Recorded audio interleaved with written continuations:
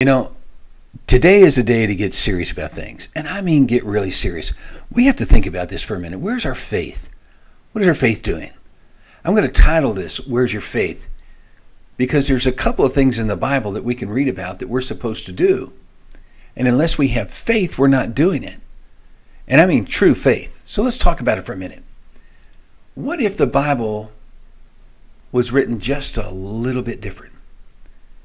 And I'm going to take, for instance, let's take Mark chapter 16.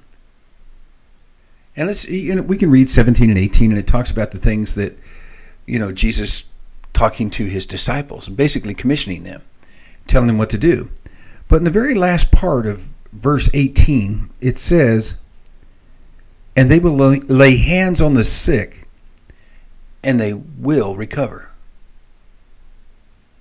Now, how many people out here have ever prayed for someone, and after you prayed for them, you're like, oh, man, I laid hands on them, they'll get well. But they didn't get well. We don't have all the answers for that. But this is what I want you to think about. What if it said, lay hands on the sick until they recovered?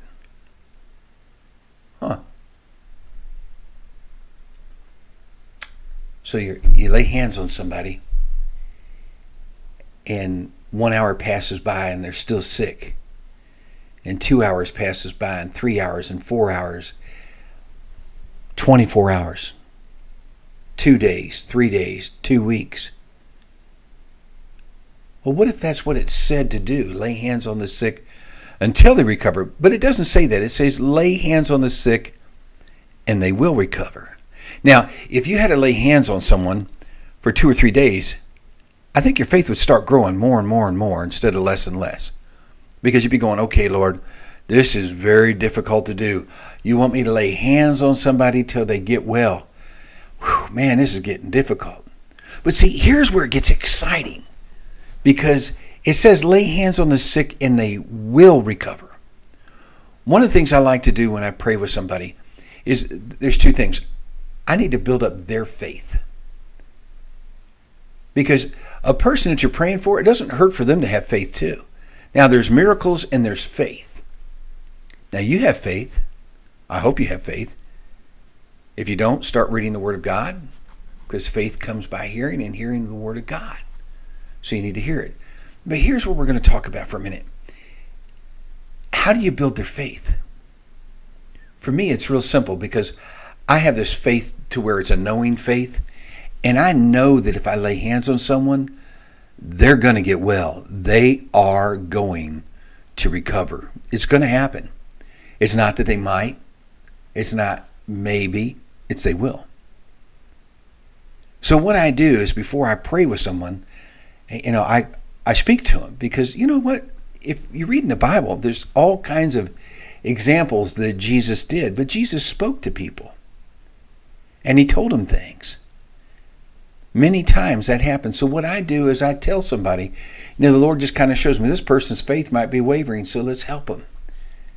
So I tell them, I'm going to lay hands on you and you will get well. The sickness will leave. The cancer will go. The heart problems will leave instantly. You see, I know that. I believe that. And I want them to know that as soon as I lay my hands on them, it's going to happen. Not because of anything with me. I have no power. I have nothing. God does. It's His Word. His Word says, right there, I'm reading it. I'm going to read 17 and 18. It says, these signs will accompany those who have believed. In my name, they will cast out demons. They will speak with new tongues. They will pick up serpents, and they will drink.